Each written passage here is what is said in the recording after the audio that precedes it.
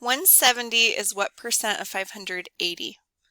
So in this one, it's another problem where we want to use the keywords. So what does is mean in math? Well, is means equals. When it says what percent, that's X, because we don't know what percent it is, so it's something we don't know. Of is going to be multiplied, so it just means times. I'm reluctant to put an X for times there because we have an X for the variable. So I'm going to put multiply just so we can remember that's what that means.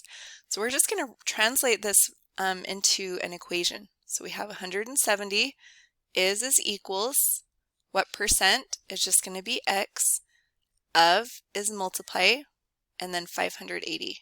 So you can see how helpful it is if you know what each of these words means. And now we're just going to solve it. So let's rewrite it. We have 170 equals, let's write 580x because we're kind of more used to that one. So 580x, we want to solve for x, so we divide by 580. Be careful with this, it can be tempting to divide by that smaller number, but remember we're trying to isolate x, so we always want to divide by the number multiplied by x or in front of x. Okay, so we have 170 divided by 580, and that gives us x equals 0.2931, and so on. Okay, now immediately I'm looking at the directions to see does it want us to round to a certain number, and it doesn't say, so I'm not going to worry about that.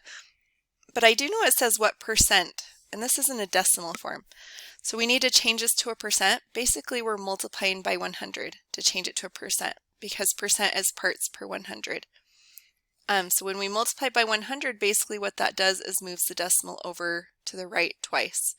So now we'll have 29, we can put 29.3%. If this was a test though, since it doesn't say, I would accept 29.3%, I would accept just 29%, or any way of rounding that. So another good thing that I like to do is just kind of check and make sure it makes sense.